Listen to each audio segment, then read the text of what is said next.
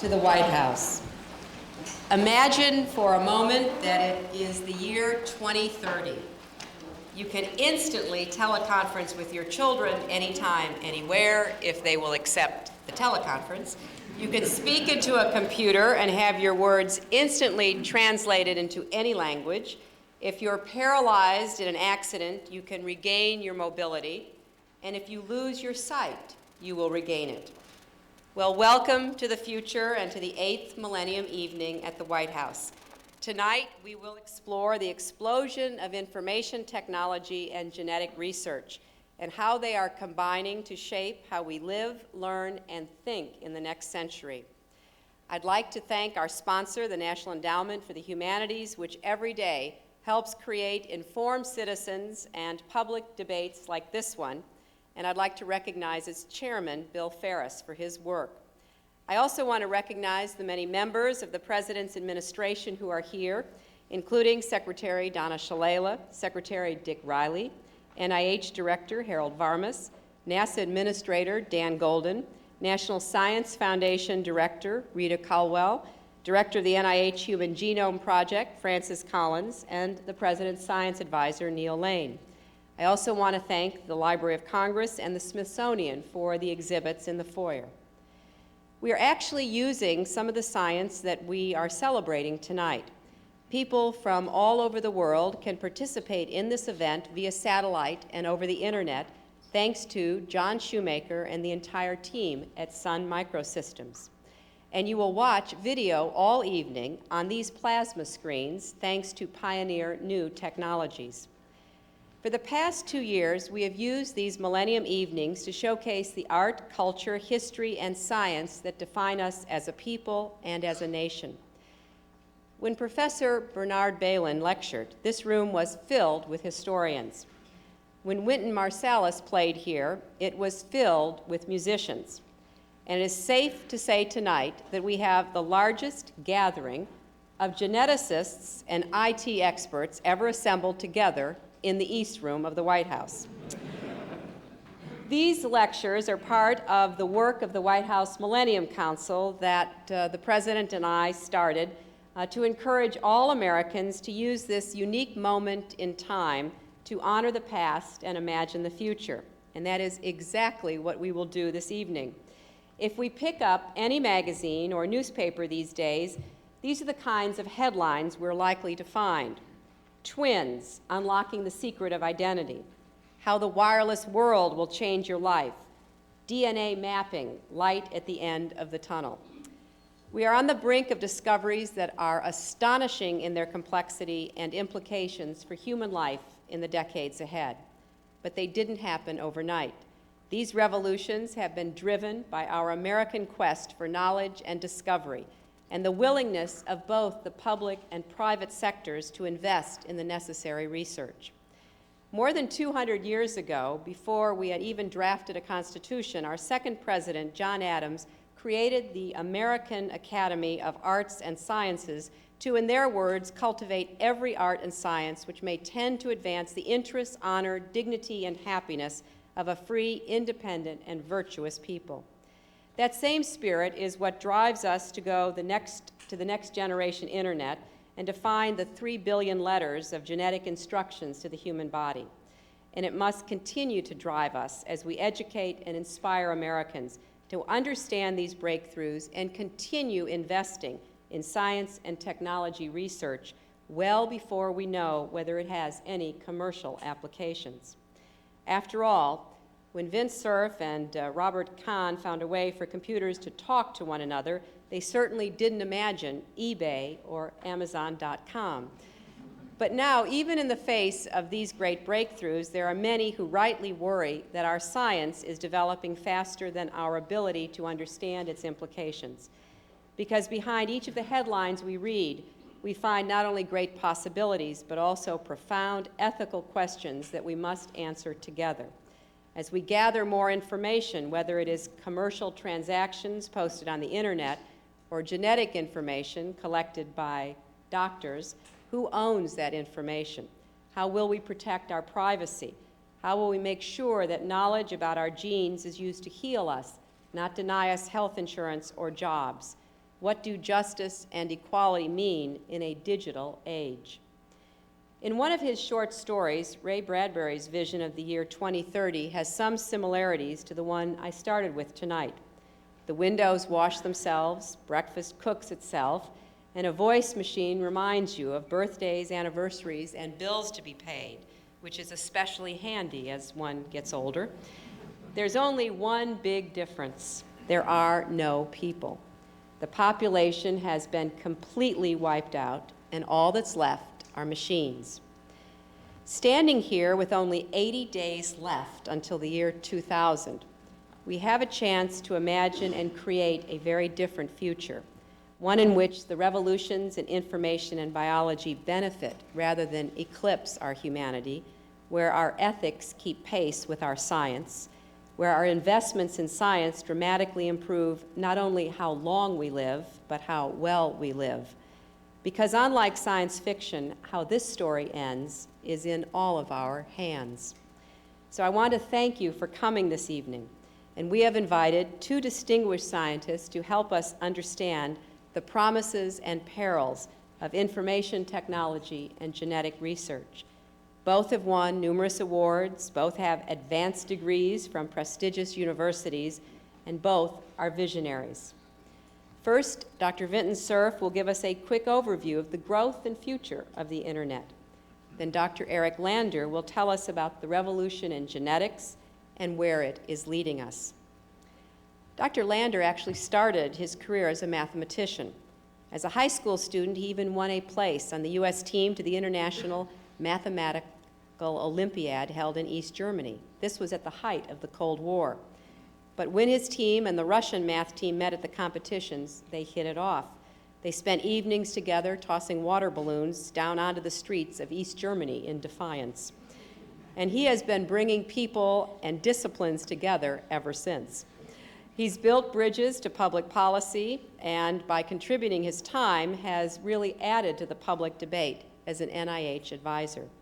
He's also the founder of Millennium Pharmaceuticals, and now he's building bridges between genetic discoveries and their potential to improve our lives as the director of the Whitehead Institute MIT Center for Genome Research. Now, I'm told that Dr. Cerf, one of the fathers of the Internet, also got his start in high school. Back then, he and his best friend got permission to use a computer at UCLA. When the building was locked on weekends, they would simply climb up to an open third-story window.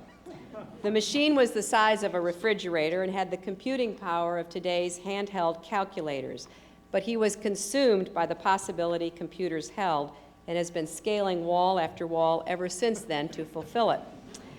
As the Advanced Research Projects Agency of the Department of Defense, he helped to develop the procedures or protocols that computers use to communicate with each other.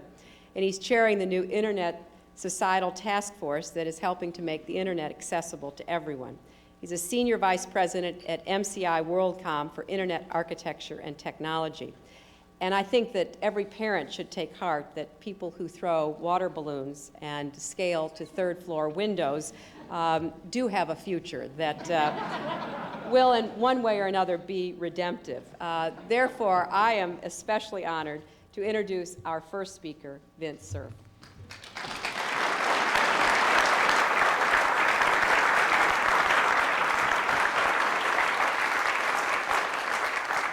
I didn't know you were going to dig up that story about our high school escapades. Let me thank you, Mrs. Clinton, for introducing me not as an extinguished scientist. I appreciate that. One wonders as time goes on. Well, Mr. President, Mrs. Clinton, ladies and gentlemen, Internet is the consequence of the work of many people. In 1997, President Clinton recognized the contribution that my partner, Bob Kahn, and I made when he awarded us both the National Medal of Technology for the design of the architecture and communication protocols of the Internet.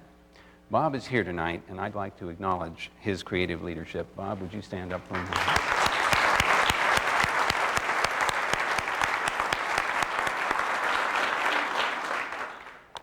I also want to acknowledge the contributions of President Clinton and Vice President Gore in shaping the administration policy and in legislation supporting the research and development that's needed to make Internet a global reality. and to continue its astonishing evolution.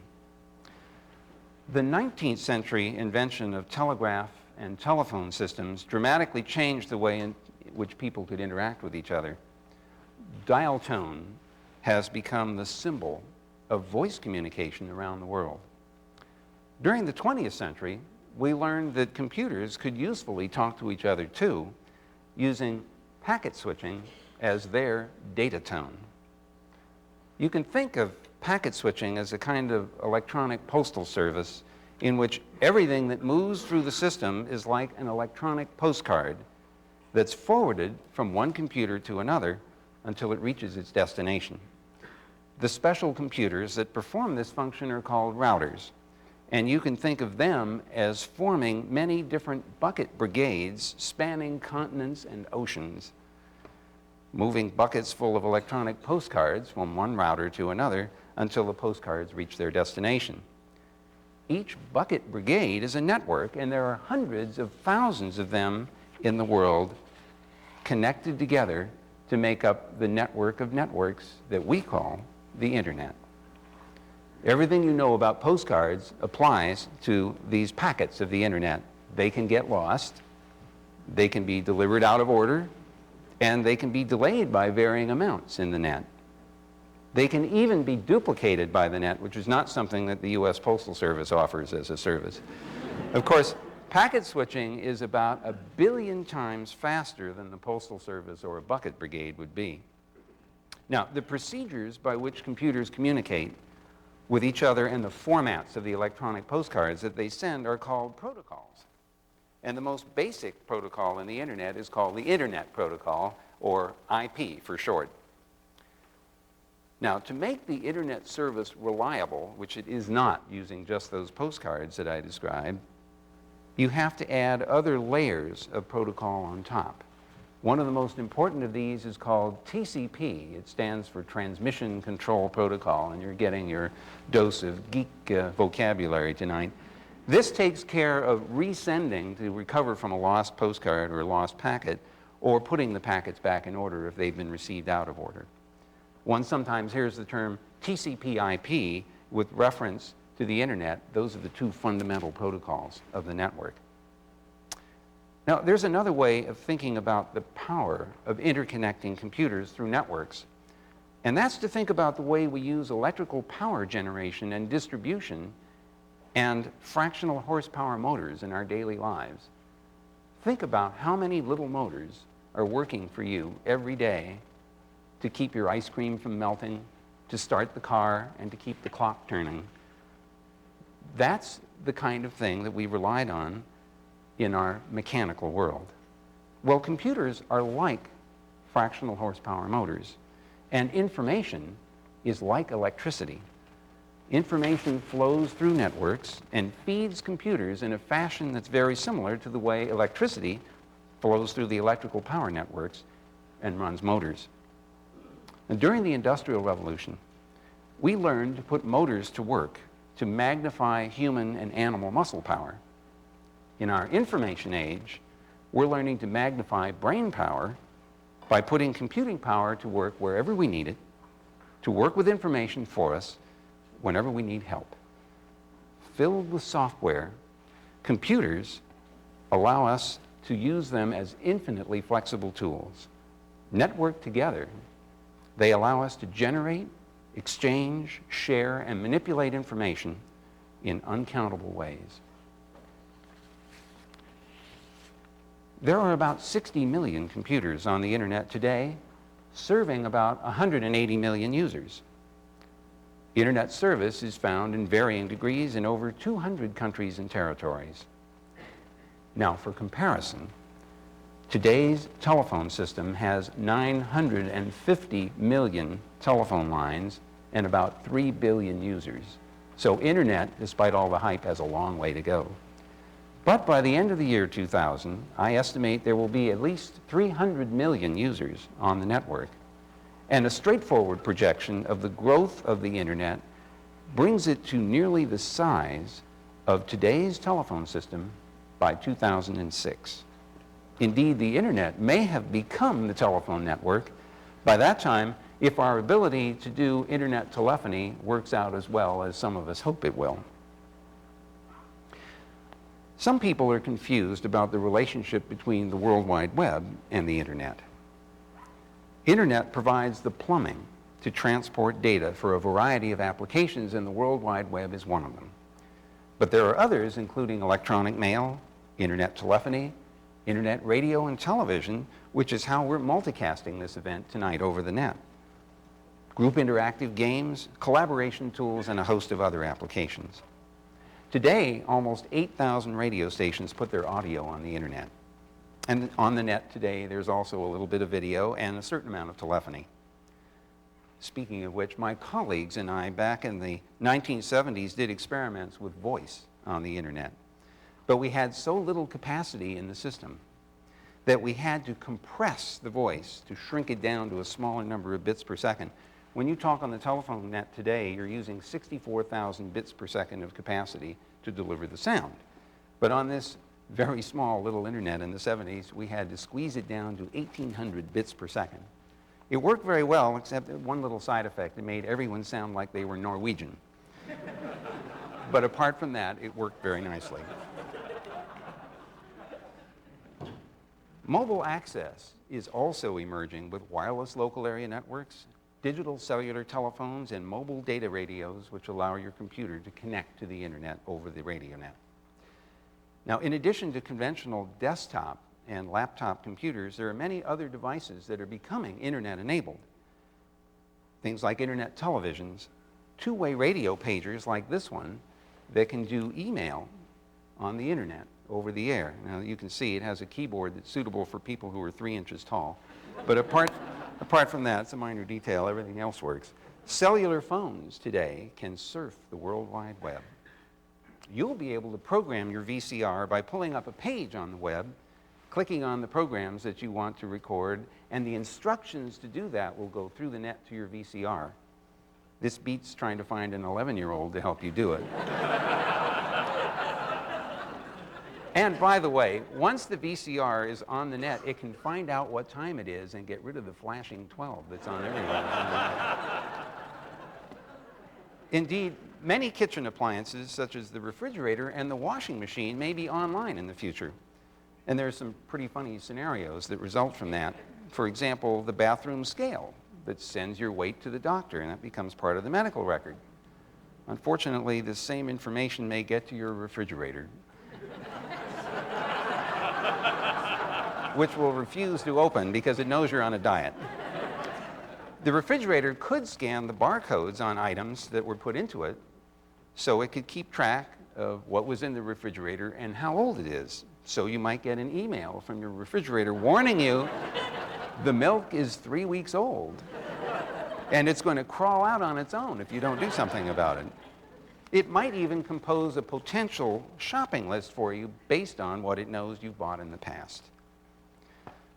Well, the internet's also playing a major role in facilitating electronic commerce.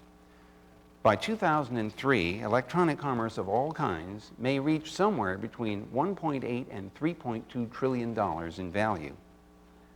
That's between 5 and 10% of the world's economy. So it's no surprise that there's a lot of interest in what the internet is doing to us in terms of legal issues and personal issues. Internet is going to get into everything. Here's an example of a web server that fits on a single chip. In fact, the chip is smaller than the plug that connects the server into the internet. We'll be able to internet enable almost anything. And internet is going everywhere. Here you see two young men putting up an internet site in Kihihi, Uganda, in a village far, far away. Well, a vast array of public issues arise with the use of the internet. As the internet begins to carry all of its predecessor media, television, radio, print media, and telephony, questions about the protection of intellectual property and regulation become increasingly important. Taxation of transactions on the internet is yet another major topic, because internet is global and any effort to tax its transactions will require global agreement on suitable practices and procedures. The question of control of content on the net is another frequent topic of debate, highlighting the tension between freedom of speech between adults on the one hand and the protection of young people who might not need to be exposed to some of that information while they're on the net. And similarly, citizens are interested in protecting their privacy as they use the internet. Well, now let's look to a more distant future. My colleagues at the Jet Propulsion Laboratory and I have been working on an extension of the internet to outer space. As we all recall, JPL has been commissioned by NASA to launch a series of missions to Mars every 26 months. Last year, we all shared in the excitement of seeing dramatic photographs relayed from Mars by the rover of the Pathfinder mission. A year or so ago, several of us interested in the use of internet in space began to work on the use of internet to support future communication needs of robotic and manned missions in the exploration of space. This is really a different environment. It takes 80 minutes for a signal to go from Earth to Mars and back again, for example, in the worst case. We're designing an interplanetary backbone, which we hope can be functioning between the Earth and Mars as early as 2008. NASA's administrator, Dan Golden, often speaks of internet-enabled Mars as a way of capturing this notion. And by 2040, we hope a stable interplanetary backbone can be established between the planets. Meanwhile, back on Earth, the link between the information of the internet and the human genome is most vividly illustrated by genetic research, which uses information technology to determine and analyze the 3 billion pieces of information that make up the complete DNA sequence of a human being. And speaking of biotechnology, I believe it will be routine in the 21st century to interconnect our nervous systems with electronic equipment. The best example of this using today's technology is the cochlear implant. The implant bypasses the mechanics of the inner ear to directly interface to the auditory nerve. A speech processor, a computer about the size of a pager, is connected to a sound source, such as a microphone, and delivers stimuli to the implant, which directly signals the auditory nerve. This is a direct computer nervous system interconnection. My wife, Sigrid, who's here with us in the audience, lost her hearing at the age of 3, and she was profoundly deaf for 50 years. 3 years ago, she learned enough about cochlear implants through the internet to determine she might be a candidate for an implant. After a positive evaluation, she had the implant done as an outpatient operation at Johns Hopkins University. And after the surgery had healed, she returned to be activated. About 20 minutes after this was done, she called me on the telephone. And for the first time, we had a telephone conversation for the first time in our 30 years of marriage. Now we have a big problem. We have a 56-year-old teenager in the house.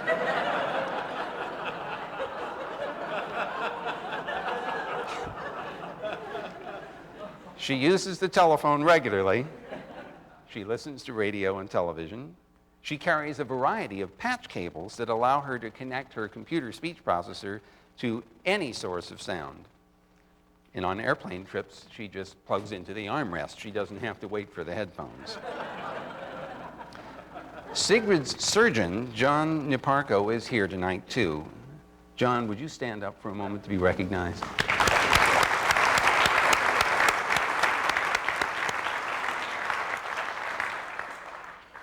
Sigrid, can you stand up and show us what that speech processor actually looks like? We get the camera on this so that we should be able to see it on the screen in a minute here. There we go. Hold it still.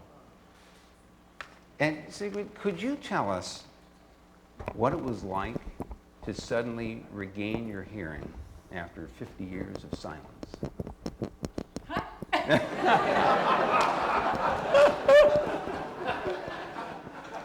been a party every day, Ben. And it's been such fun going out and hearing the birds. Rushing to the phone to get telemarketing calls. I like the one where she listened to the AT&T spiel all the way to the end with a big smile and then said, no, Vint Cerf works for MCI WorldCom. We don't think we'll switch.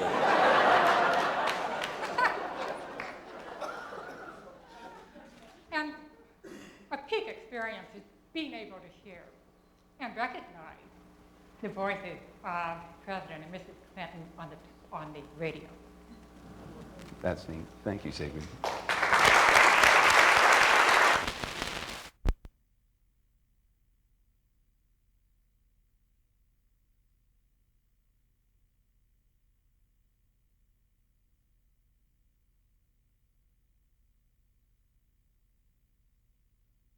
Ahead. It enables interaction among cultures and societies on an unprecedented scale and among individuals and groups with a facility unknown in the past. In simple terms, there's an internet in your future. Resistance is futile. Thank you very much.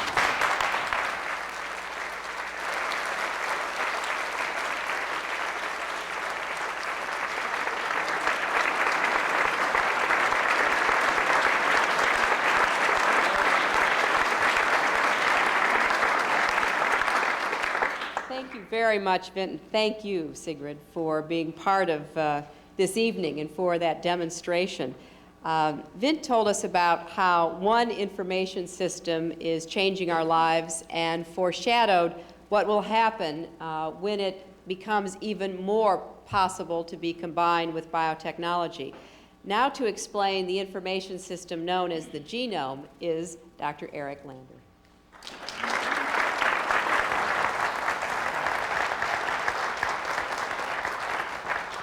Thank you, Mrs. Clinton.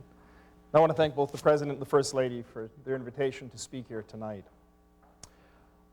We are in the midst of one of the most remarkable revolutions in the history of mankind.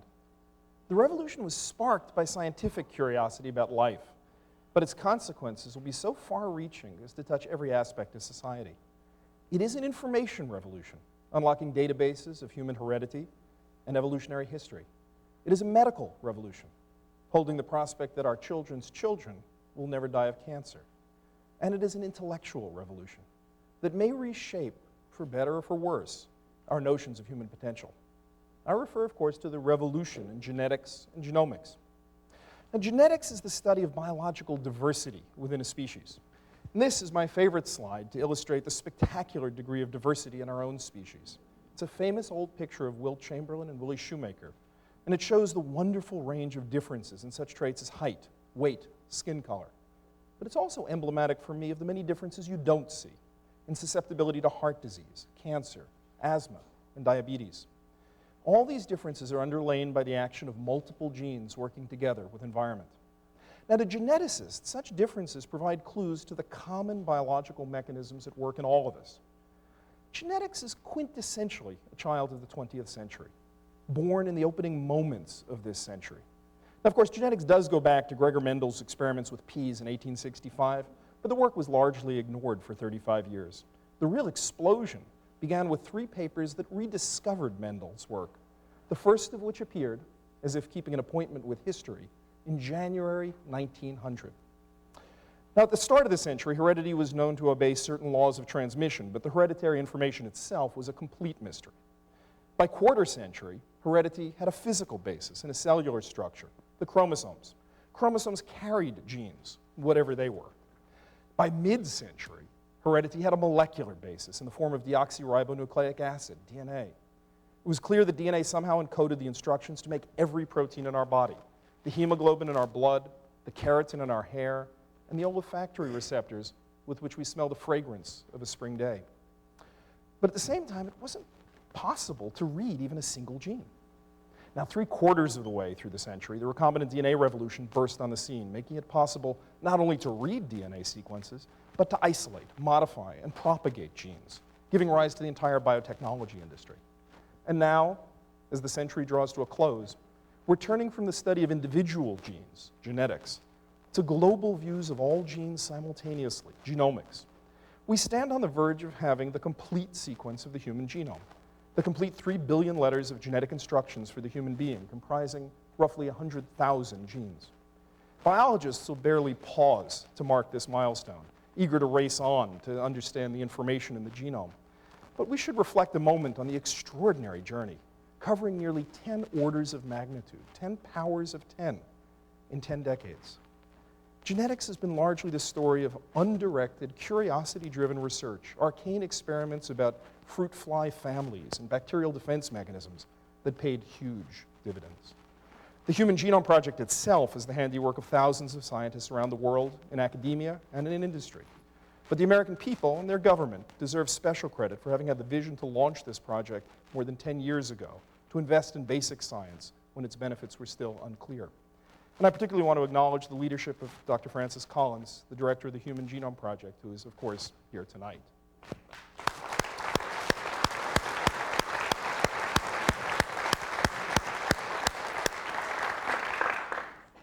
Now, what will it mean to know the complete sequence of a genome?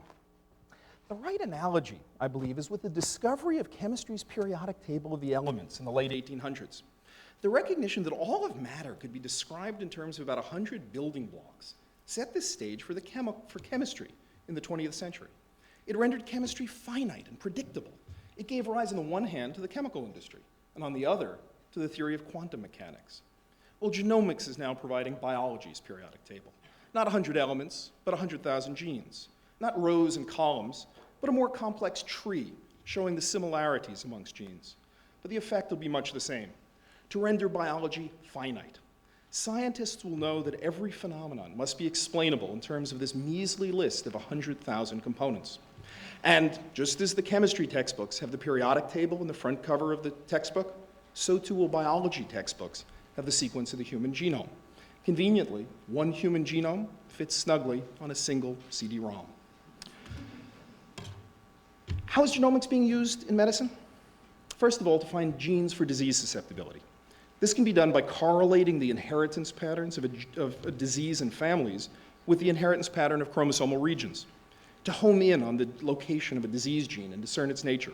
For cystic fibrosis, for example, the DNA sequence looked like this, lots and lots of letters. But I call your attention to this tiny spot boxed in red, which I've blown up on the next slide there. That's right. A deletion of those 3 letters, C, T, T, encoding a single amino acid, phenylalanine, is the cause of cystic fibrosis in the vast majority of cases. About 5 people in this room carry that mutation. They're not themselves at risk, but they could have children with CF if they marry another carrier. And if on the way out of this room, everyone were to spit in a test tube, we would be able to analyze the DNA and call you back tomorrow and let you know which of you were carriers. But there's more. If we toss the sequence of the cystic fibrosis gene into the computer and ask if the computer's ever seen anything like it before, the computer responds, yes, there are dozens of genes that are similar. They all reside at the cell surface and they transport molecules. And thus, before doing even a single experiment, we have a very good guess that the cystic fibrosis gene is a transporter, which indeed turns out to be right. Well, this shows clearly the power of transforming biology into an information-based science. Discoveries can be leveraged 100 times over. The same approach has been used to identify genes for many diseases, including early onset breast cancer and colon cancer. And here's a provocative example. There's a gene on chromosome 19 called apolipoprotein E. It has 3 common alternative spellings in the population called E2, E3, and E4. Turns out if you happen to have a double dose, 2 copies of the E4 spelling, you have an especially high risk of Alzheimer's disease later in life, perhaps a 50% chance. About 6 people in this room have a double dose of E4. And if on the way out you spit in the test tube, we can ring you back tomorrow and let you know if you're one of those people with high risk for Alzheimer's disease. Do you want to know? I certainly don't. There's no therapy today for it. But at least the knowledge that ApoE is involved in the disease has propelled pharmaceutical companies to search for drugs that block its action. Now, one consequence of the periodic table is that we can build detectors to follow how each gene is turned on and off under different conditions in the cell. By taking such global views, we can begin to infer the wiring diagram, the circuits and software of the cells, so to speak. Everywhere, the focus is on mechanisms. We're beginning to understand diseases as mechanical processes, uncovering the cellular clockwork driving the mayhem of disease. Even aging is beginning to be understood as a programmed molecular process, raising the prospect that someday we may be able to slow its course. Nowhere will the impact be greater than on cancer. Cancer treatment today consists largely of giving poisons to which rapidly dividing tumor cells are slightly more sensitive than normal cells. It's a blunt weapon indeed. Now, for the first time, the features that distinguish cancer cells from normal cells are becoming clear. They suggest dozens of ways to specifically kill cancers. They go by arcane names like angiogenesis inhibitors and telomerase blockers and antibody-mediated destruction. But these rational strategies will together provide us with multi-drug cocktails from which tumors can't escape. It'll take patience and steady investment, but it's already clear that by the end of the next century, cancer will no longer be the dread scourge that it is today. Now, quite apart from its medical significance, the texture of variation in the human genome holds great fascination. Any two human beings on this earth are 99.9% identical at the DNA level. Only one difference in 1,000 letters. So as you look to your neighbor to the left and to the right, you should appreciate how nearly identical you are. On the other hand, one difference in 1,000 letters in a genome of 3 billion letters still translates to 3 million differences between any two individuals. So if you look to your left and your right again, you can also revel in your absolute uniqueness. DNA also teaches us about human history. Rare spelling differences in DNA can be used to trace human migrations. For example, scientists can recognize the descendants of chromosomes that ancient Phoenician traders left behind when they visited Italian seaports. DNA also tells us that we are a very young and closely related species. DNA variation reveals a human family tree in which all 6 billion humans on this earth, and I understand that last night at midnight we officially passed 6 billion with a baby born in Sarajevo. All 6 billion humans on this earth trace back to a small group of perhaps 50,000 humans that lived in Africa a mere 7,000 generations ago, about 150,000 years ago. The common genetic variants in the human population today largely trace back to that initial founding population in Africa. And although the general public may imagine that there are sharp differences amongst racial and ethnic groups, most genetic variations are distributed across all groups. Now, there is one crucial way in which my periodic table analogy breaks down. The chemical periodic table pertains to atoms and molecules. The biological periodic table speaks of people.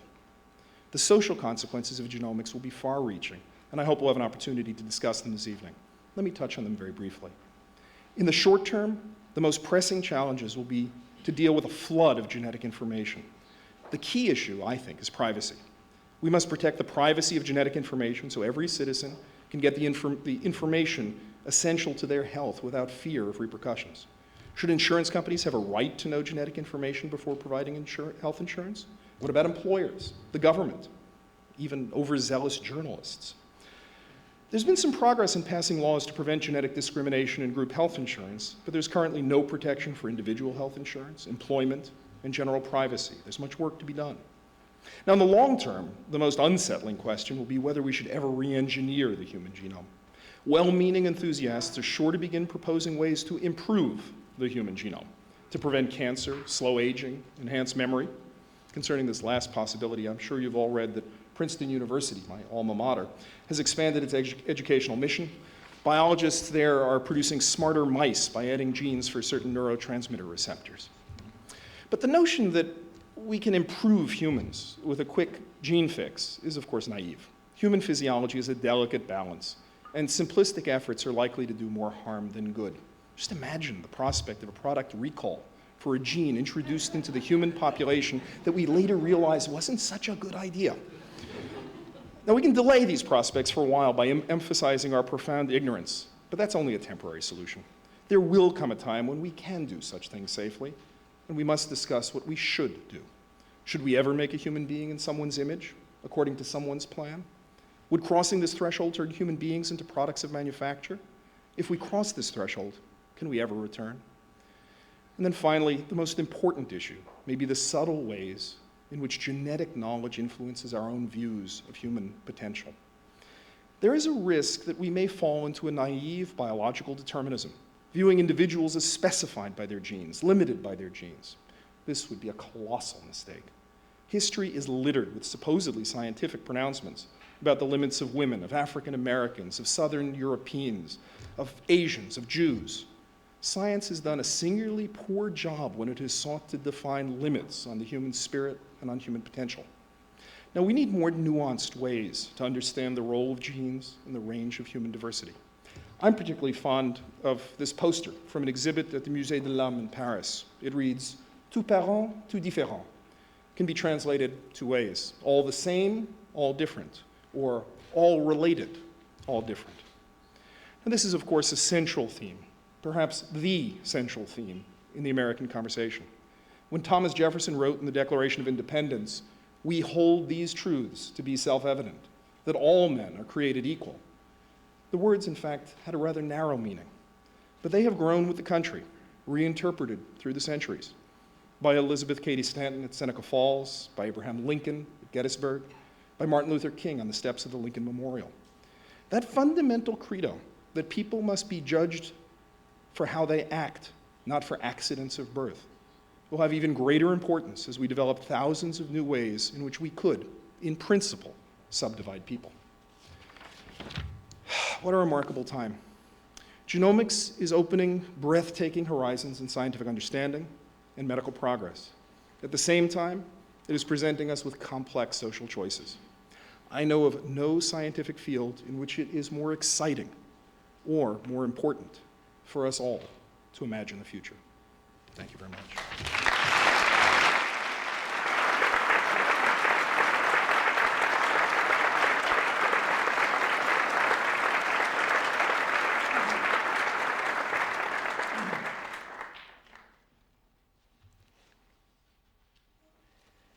We have had many wonderful nights here, but I don't think I've ever been more stimulated by two talks in my life.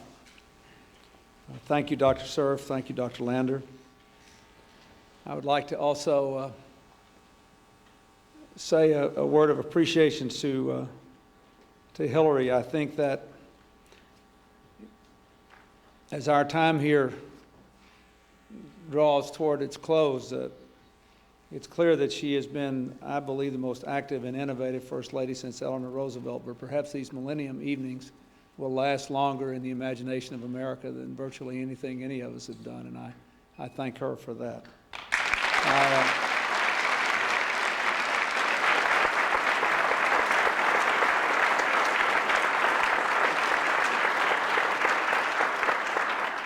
Also, being term limited does have its compensations. Normally at this time of year, in this kind of year, I'd be doing something else tonight.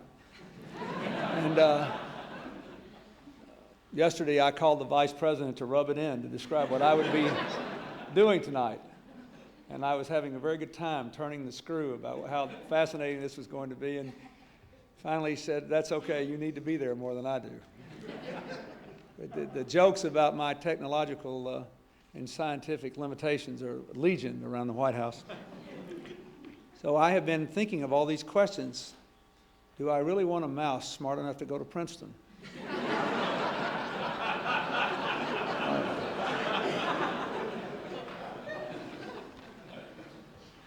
Won't it be sad to have an internet connection with Mars if there are no Martians to write to us, email us? I am glad to know that the total connection of the internet to the nervous system of human beings is a little ways out there in the future. I had been under the impression that that had already occurred among all children under 15 in America. This is an amazing set of topics. And let me say just one other thing. I really loved seeing, on a slightly sad note, I love seeing that wonderful, famous picture of Wilt Chamberlain and Willie Shoemaker. Some of you may know that the great Wilt Chamberlain passed away today, one of the greatest athletes of the 20th century, and so I hope you'll have him and his family and friends in your thoughts and prayers tonight. This is a fitting thing for us to do in the White House, because innovations in communication and technology are a very important part of the history of this old place. In 1858, the first transatlantic telegraph transmission was received here in a message that Queen Victoria sent to President Buchanan. Later, the first telephone in Washington, D.C. was located in a room upstairs, and we now have a replica of that telephone in the same room upstairs. The first mobile phone call to the moon was made here by President Nixon 30 years ago. Even these Millennium Evenings have made their own history. This is where we held the first ever cybercast at the White House. So I want to thank the speakers for building on all of this and telling us what we can look forward to in the future, and for reminding us that as we unlock age-old mysteries and make what we can think more possible to do, there are ways to do it that bring us together as a society. So I would like to begin the questioning, if I might, with a question to Dr. Lander, because it bears on a great deal of the work we've done. You talked about how we were 99.9% the same, but how if you looked at how many permutations there were in the 0.1% left, we could still be very different. I think it's very interesting, and I talk about this all the time, that as we're on the age of this new millennium and we have these evenings and we imagine this future that you have sketched out to us, this is what we all like to think about, how exciting, how wonderful, how unbelievable it can be. The biggest threat to that future is how many of us on this globe are still in the grip of the most primitive of human limitations, the fear of the other, people who are different from us.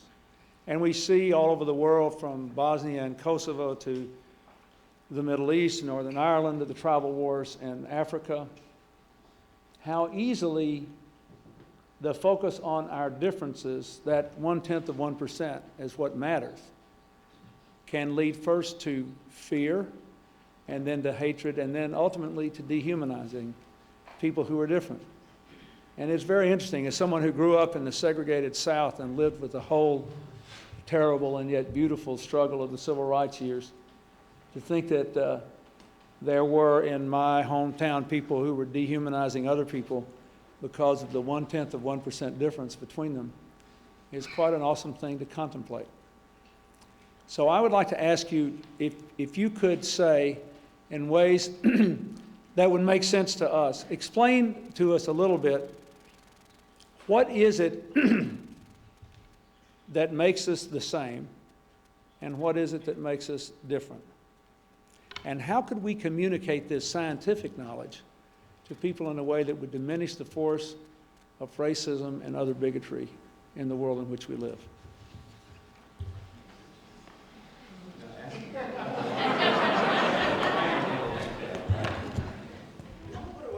What a wonderful question. I even want to point out that when you speak about the 0.1% difference between two groups who might be warring with each other, there isn't a 0.1% difference between those groups. In fact, the variation in the human population is really that ancient variation we had back a long time ago. Most genes come in about 2 or 3 flavors, 2 or 3 spelling differences. And those flavors of the genes weave themselves through the human population like a tapestry. You and I have 0.1% difference, but 2 ethnic groups don't have 0.1% difference. Most of the variation is not between groups. It's within the individuals within the group. In fact, since we all left Africa 7,000 generations ago, there just hasn't been a lot of time to build up large amounts of genetic variation. We do see differences. In fact, we're cued into seeing differences between people. That's very misleading about what's really going on at the genetic level. You may think 2 humans look very different from each other, but the truth is they're much more genetically similar than 2 chimpanzees are. Chimps have much more genetic difference within their species than we do, because we are such a new, young, small species.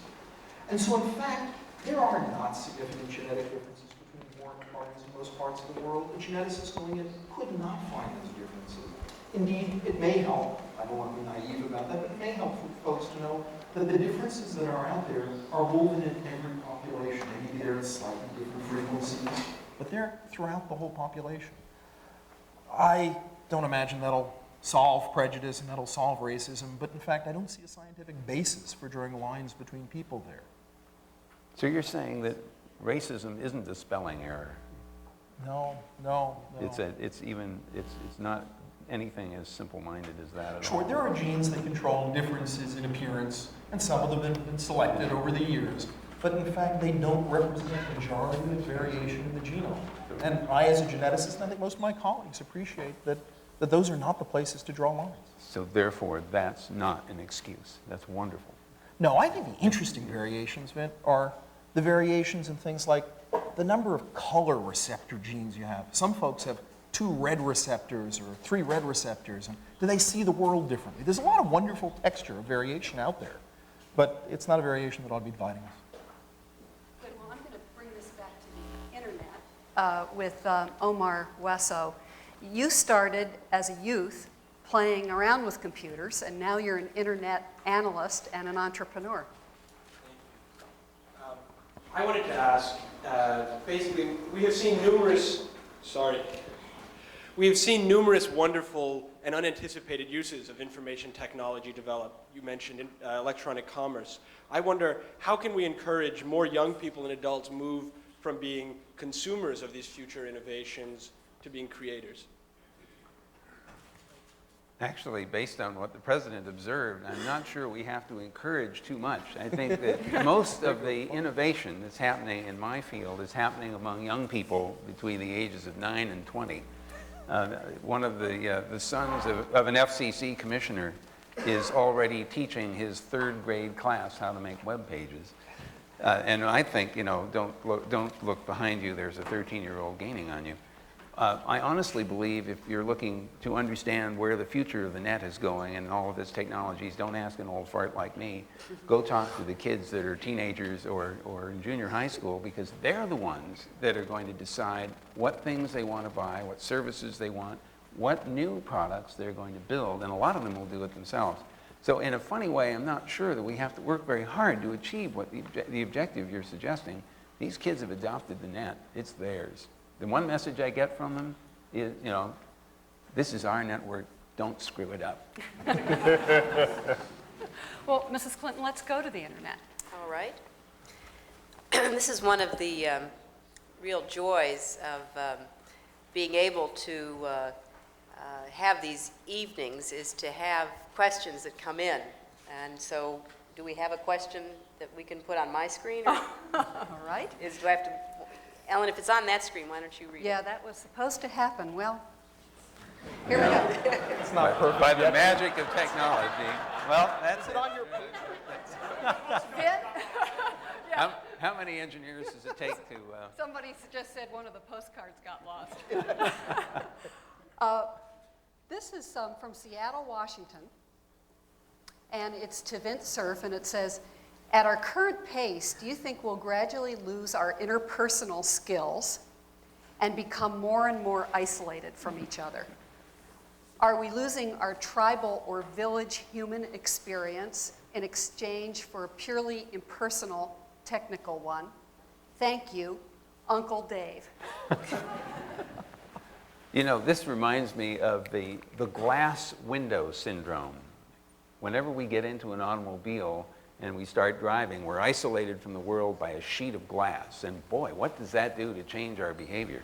Well, I don't agree with the proposition that the internet isolates or dehumanizes or separates us.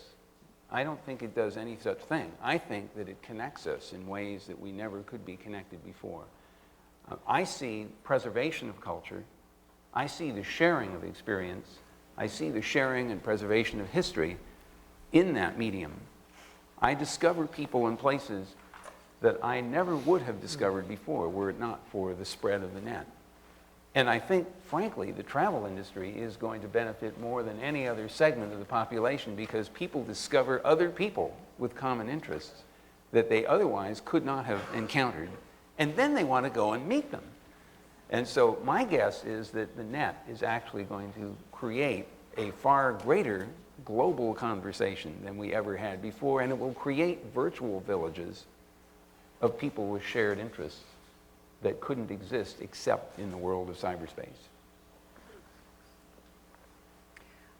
Jimenez Chicas is a student from Wheaton High School who participated in the National Institute of Health pilot program teaching genetic literacy so young people will be able to make informed choices in the future. Both the internet and genomics gather billions of pieces of data. Who owns information gathered about me? Is that information secure in the database or on the internet? Do I have a right to keep my information, including genetic information, private? I think you do.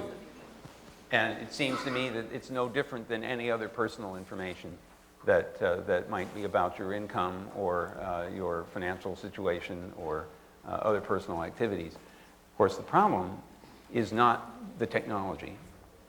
And don't let anybody tell you that, well, the solution to this problem is cryptography.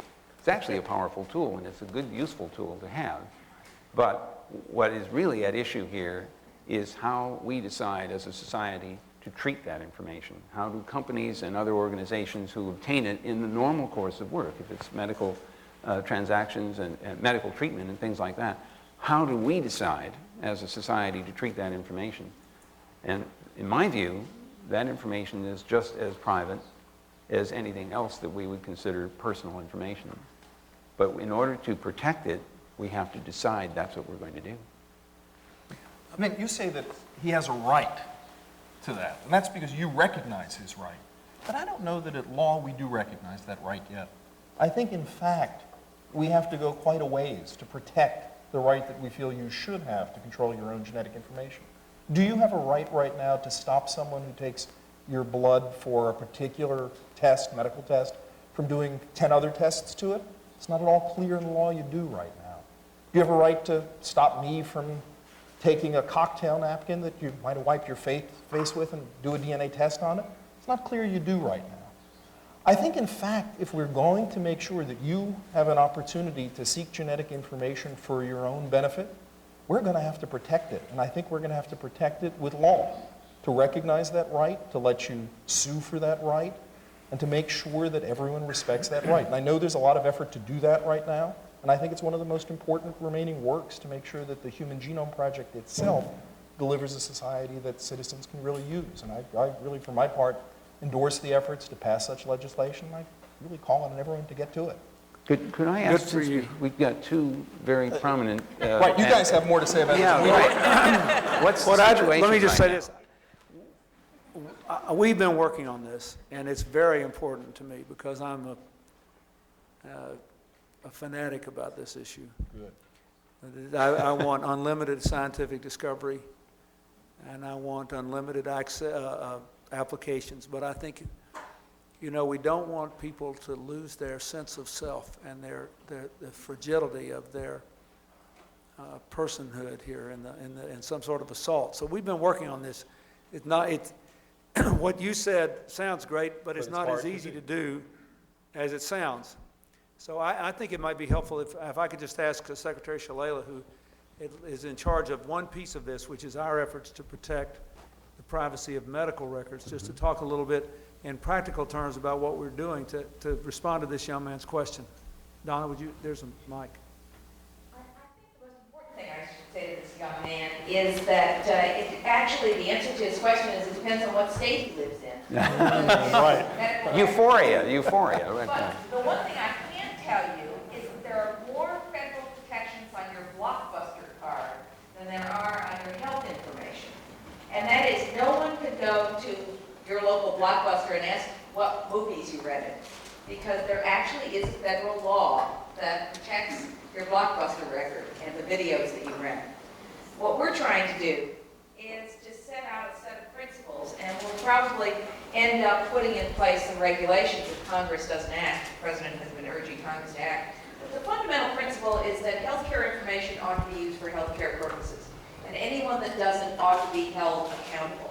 That you ought to have the right to get access to your health records, to make corrections if necessary. But that there are larger public purposes. The President cares deeply about research, for example, and that all of us have to agree as a society that our health records can be used for research purposes, but at the same time protect our privacy. So we have to have a set of principles, and the fundamental one is that healthcare information for healthcare purposes, it can't be used to deny you a job, or access to college, or to deny you insurance. Yeah, but let's deal with two hard questions here. Real quick, I think this is important. Question number one, pretty soon, if the Genome Project is brought to fruition, according to what Dr. Varmus told me when I spent a day out there, it will become normal at some point in the not too distant future for young mothers to go home with their babies from the hospital with a map of their genetic future. And you may not want to know about Alzheimer's, but you could know about things that even if you can't cure, you could delay, defer, or minimize. So you get that. Now, the mother and the father are employed by someone, and they provide family health insurance. Since private insurance is based on a reasonable approximation of risk, I don't agree with the way we finance healthcare in this country. You all know that. But that's a fight I didn't win here in the last 7 years. If it's based on an assessment of risk, what should the insurance company have a right to know? And if the insurance company doesn't have a right to know, haven't you undermined the whole basis of privately funded insurance based on risk? Question one. Question two for you. No, we don't get to answer that one. Yeah, Okay, he gets to, I want you to answer All right. that, but I want you guys to talk. Okay, yeah. Question two. This is the problem we face in a much more grave sense in dealing with the prospect of cyber terrorism or something. It's one thing for us to write laws that protect privacy of records, but you just got through in answering Omar's question. You were talking about how, well, but all these kids are always figuring out, well, among things they're figuring out is how to break into various systems all the time. So even if we had perfect laws, how are we going to protect privacy when we're dealing with all these creative geniuses out there working through the net? If you respond to those two questions. Well, Now, let's you and him fight, right? Okay. no. He goes right to the heart of the problem Yeah. here. At some level, is insurance about matching rates to risks? Yeah. Or is it about sharing risks that none of us chose? And what happens is that at the beginning, where we don't know that much about our future, there's not so much tension between those two. As we learn more and more about specific risks, that you might be at risk for cancer and someone else might be at risk for diabetes, we could make exclusions or put in special rates for your cancer risk there. We can, in fact, tear apart the basis for pooling of risk and sharing of risk. But I think the important point to recognize there is that if one insurance company wished to forego that information when its competitors had that information, well, it wouldn't do very well economically. But if all couldn't use that information, they wouldn't have any disadvantages relative to each other. There's still the question then of what I guess economists call adverse selection. People who know they need more insurance for some particular risk, going out and buying more. But for some basal level of insurance, I think in fact we ought to have a way where some insurance package, and we probably don't disagree much on this, has to be available to people quite independent of those risks. And maybe then if you want to get an extra $1 million policy on some cancer thing, you might have to consent to it because that's a different kind of economic bargain. But at some basal level, no. We've got to decide that we mean this is a social way to share risk, to say with respect to all the things that could happen to you, there but for the grace of God go I, and decide that that's the basis for our system. And I think we can, by making sure that we uniformly don't use that across all companies, make an economically viable system that does it. But there's obviously a lot of work to be done, and I don't mean to oversimplify any of that. You get the other half. I get the other half, thank you. Okay, I want to come back to this question of privacy, though, but we'll do that afterwards. The question about how we protect ourselves against all those really smart kids out there is that some of them are helping us do that, in fact, already. Let's get all the kids against kids. But I don't want to understate the challenge that this poses. You'll recall, Mr. President, that your Information Technology Advisory Committee not too long ago recommended that we increase the level of research and fundamental software principles that will allow us to build much more robust systems than we can today. There's a lot of very basic research that needs to be done to make software more reliable and more resilient. And that's not something that you just do on a weekend's work. It means serious and sustained effort in the computer science departments here and elsewhere to understand how to cope with the billions of pieces of software that are interacting in networks in these little slices of computing that are everywhere embedded in the woodwork. So the answer is there's no easy solution to that, but it's not going to require a breakthrough of huge magnitude. It just takes some very sustained work, and we have to make sure that that work gets support. You know, I think Carol Greider actually had the perfect follow-up question to the president's question. Carol's a geneticist with Johns Hopkins University and with an expertise and, as you will see, a very special interest in genetic information. Well, to pick up on the question that you raised yourself, I'd like to ask a question of Dr. Lander, and that is that given a lot of different diseases have both a genetic component and an environmental component, and the genetic component may be made up of a number of different genes, what might be the advantage to parents knowing the complete genotype of their children as they go home, knowing that there are environmental as well as genetic influences? Oh, goodness, today, sending parents home with complete genotype information, even if we could do it, would overwhelm them. It would overwhelm them because they couldn't possibly digest that information, and because nobody could help them digest that information. Genes interact in this complex way and interact with environment. We're going to have to think very carefully about how to supply information that represents what we really know and what people can act on. There are going to be places where we can make a big difference. We know there are genetic predispositions to juvenile diabetes. We don't know quite how to prevent that, but there are strategies that people might use if you knew a child was going to be at high risk for juvenile diabetes. And that's something that you're going to probably have to do before the age of 5, to intervene then. Mm-hmm. So a parent is going to have to know that information and do something about it and make a choice. And there may be strategies that you wouldn't apply to everyone in the general population because there's risk involved. So we're going to have to match the information to being able to act on that information and to the responsibilities of parents to do it. I think the gaping hole right now is education. And I don't just mean that in the form of the American people don't know enough about genetics and they should pick up genetics textbooks. I mean that we don't know how to explain it. That a tremendous amount of research has to go on how to communicate this in a way that people can hear and understand. It's easy to toss around statistics and nucleotides and things like that, but I don't think it connects for people. And so I think we have a huge amount of work to do, every bit as important as the scientific work, to connect up with the general public and with expectant mothers and fathers. Well, can I come back to one very interesting thing about this privacy question? Often, when we're trying to do scientific research, it's really valuable to have a pool of information about the health conditions of the entire population, and that we can deal with epidemiology and all these other things. We can see how certain treatments are doing in a large population.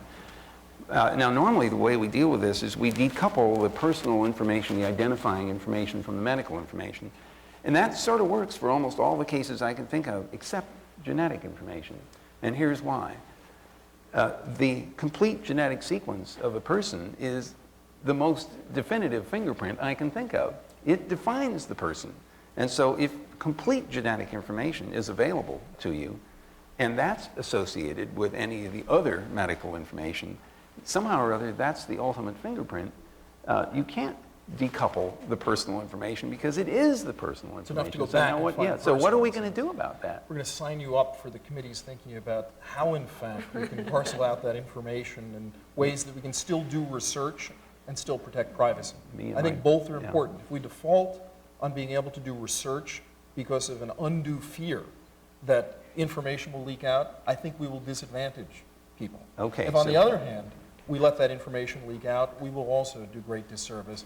And we're going to have to chart a course down the middle, and it's going to take a combination of information scientists and genomicists to think about how to do that job. So this is great. There's at least one PhD dissertation hiding in there. Yeah. Okay. Well, and to get to some more of that information, I wanted to acknowledge Stephen J. Gould, the biologist who, as president of the Association for the Advancement of Science, helps the public fathom issues in science. Dr. Gould. Eric, I wanted to ask you two quick questions of their broad in implication. First of all, what is the human genome, given all that variation? Admittedly, not much between any two, but integrated over the genome. What's it going to look like when it's finished? Is it every position going to be ACG or T, ACG or T? Secondly, how, given the reductionistic traditions of the way we think in Western science, are we going to get people to understand and recognize that that little CD of yours is not a human being, and that humanity and humanness is very different from the blueprint that's only a grand average of all of us. Never going to explain what makes a Yankee versus a Red Sox, which is arguably the most important question in America today. Certainly will be in the days ahead, yes. Oh, goodness. Well, the first one, what is the human genome?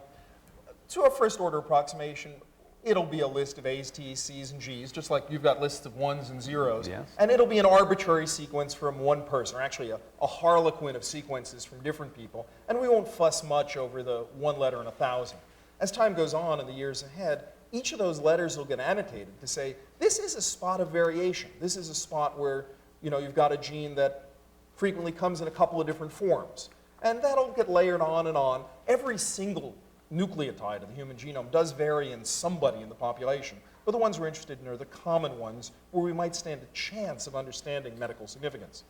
With regard to the other question you asked, how do we make sure that people don't get the view that the CD is the person? Well, I think that scientists have a real obligation in their choice of metaphors. I think metaphors are tremendously powerful things. We can call the human genome the blueprint, the holy grail, all sorts of things. It's a parts list. It's a parts list. If I gave you the parts list for the Boeing 777, it's got 100,000 parts on it, but I don't think I could screw it together on the basis of that, and I certainly wouldn't understand why it flew because of that, and I wouldn't understand all sorts of things because of that. We've got to understand that the Human Genome Project is tremendously exciting, but it is a piece of infrastructure. It is infrastructure building like we built roads in this country to help commerce. It is an infrastructure building project like the internet, which is not the information, but a backbone.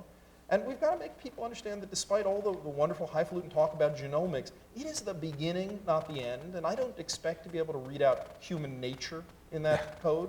And I certainly don't see any evidence of anything distinguishing between Yankees fans and Red Sox fans. Yeah. Could I just ask one other question about this? It's always bothered me that people use the phrase blueprint, for example, to describe the human genome or any genome. And I don't think I think of it that way, and I'm hoping that you will agree. It really feels more like it's a program that gets interpreted. And you start out with, you know, one cell, and then it gets fertilized, and then things start to happen. And it's that sequence and portions of it that get interpreted and produce proteins and create an, so it's more like executing a program and then having a result as opposed to simply being a blueprint. Well, it's both the data and the program itself. But I've got to emphasize that when you get the CD, you don't know how to read the program any more than if you got a CD of ones and zeros for a whole bunch of computer programs that's right. written in a language that you couldn't understand. Or didn't know. Or didn't right. know. Yeah. And so, in fact, we're dealing with a language here that is 3 billion years old, and it's got patches and patches on the code by evolution.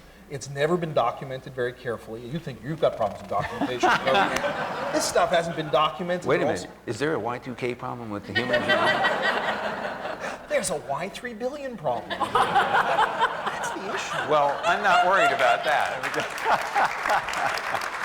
No, I mean that quite seriously. If you have trouble sorting out Y2K problems in a piece of Fortran code written in the 1960s, just imagine the issues in trying to decipher the workings of software that's the product of 3 billion years. You know, I used to think we were going to get people angry at us for the Y10K problem, right? When they'll say, why didn't those jerks 8,000 years ago fix it, you know, with an extra 5th digit? Now you're wondering, why didn't that stupid bacterium Document its code, right. 3 billion years ago, why didn't you do it the other way? Yep. Wow. Well, I have to ask Stephen Jay Gould, since he sort of alluded to this by raising the Red Sox and the Yankees. How would you answer the question about what genetics will tell us about behavior?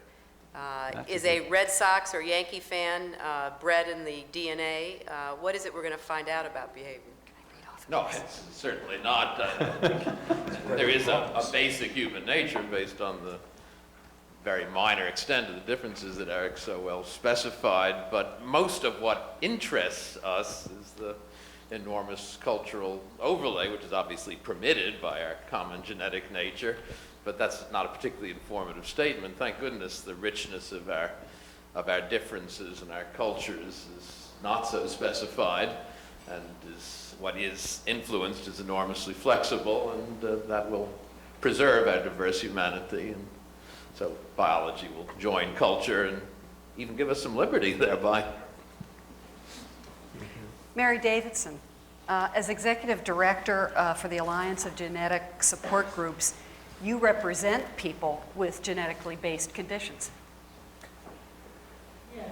I have a question for you, Dr. Lander. Speaking from the perspective of families that look to genetics with such tremendous hope, but still with their eyes open for the undertow that we've been talking about. So let's put ourselves in a very personal position. Do I really want to know if I have a predisposition to a disease for which there's currently no medical treatment? And if I know that if I already know that I'm at risk for a disease, what happens to me and my family in the lag time between obtaining this knowledge, having it on my medical record, and then a treatment certainly being developed in the I hope, near future? Boy, science is a lot easier than policy, isn't it? Yeah. Your first question, do you want to know about genetic information concerning traits where you can't do anything today, at least where there's no treatment today? Well, in some cases you might. There might be instances, for example, people with Huntington's disease or at risk for Huntington's disease may still want to know because it'll affect their reproductive decisions or may affect their reproductive decisions. And so there can be instances where that would be useful. There may be instances where early screening might still be of some benefit. We don't have very good treatments, but there might be purposes with regard to some cancers where early screening might be of value. But no, if we can't do anything about it, on the whole, it's not clear to me that that information really does anyone any good, although I must say if the person wants to know, they have every right to know. We're going to have, as you point to, this very uncomfortable lag period between when we can predict and when we can prevent or cure.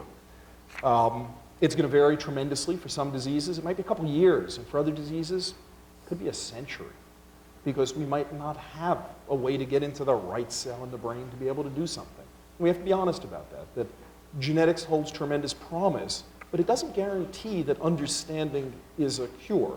It's just that ignorance is usually a tremendous obstacle to the possibility of a cure, and that's all that science can hold out. We are going to have to help families get the information to make the choices about what they want to know. We clearly want to know it as scientists. We want to be able to race as quickly as possible to preventive therapies. But this is going to have to be a conversation, and a multi-textured conversation, because every genetic disease is different with regards to its risks, with regards to the people it affects, or young children or older people in life. And that's why I think it's so important that we have a dialogue between scientists and the general public on this. Could I just find out something here? Now, I think about how difficult it is for us to understand the behavior of the internet and all the computers that are on it and all the software that's on it. And yet that system in some ways is not even as complex as the interactions that happen in our human bodies as our bodies develop and as the DNA is interpreted. People sometimes must get the idea that this is like clockwork, and it isn't. We don't actually know what will happen. We know what might happen, but we don't know deeply exactly what will, and we can't predict it. So people who get this genetic information and misunderstand it to be a prescription, a prediction, would be terribly misled. And in fact, I don't even know if you can quantify how little we actually can say about what the outcomes are going to be. It's so complex. But it varies for each disease. That's the point. Oh, okay. And in some cases, we do know things. I mean, we can't deny the fact that there are genes that confer a risk of early onset breast cancer, and we can statistically measure them in the population and say with some statistical certainty, even if we don't know the whole circuitry of how it happens, although a great deal of progress has been made on that, that a young woman who's diagnosed with who is told that she has a particular mutation has a particular risk in life. Now, it may be that some environments will push it one way or the other, and we don't know enough about it, and that we're giving an overall average number to everybody, but that number is still very different than the background risk. Well, that I understand. And so that. we struggle our way up with very imperfect information, but it's valuable information. Are there cases where there isn't any doubt? In other words, a genetic mistake will absolutely 100% guarantee that there's something broken. Can you give us some examples Many of that? examples of that. Huntington's disease that I alluded to briefly has a virtually 100% penetrance, the word we use for a probability of effect, in the course of life. There are a handful of cases where it might be put off rather late. There are many relatively rare genetic diseases where a gene is just plain broken, and it's clear that every individual who inherits that broken copy, or 2 broken copies from each parent, will indeed have that genetic condition. The tough cases are the ones, the ills that afflict most of us, heart disease, diabetes. Okay, those are the ones that are variations all over it, multifactorial, that do interact a great deal with environment. Those are the ones most people will be interested in the long run, and it's the ones where we have most work ahead to do. But there's the whole range from certainties to things that, in fact, can be completely modified by environment. I'll give you one small example. We test every child in America today for a genetic disease. It's called phenylketonuria. Babies are tested with a heel stick at birth to see if they have this rare genetic disorder called phenylketonuria. Those few babies that have it lack an enzyme for digesting a nutrient, phenylalanine. It happens to be a NutraSweet, so every Diet Coke can, I saw the president drinking a Diet Coke can, if you look on the side it says, warning to phenylketonurics, contains phenylalanine.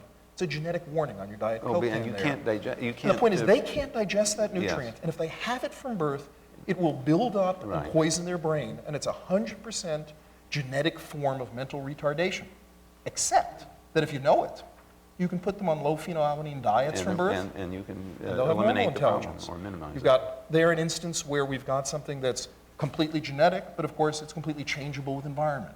That's the range of complexity we're So talking now about. let's follow up on that if it's okay.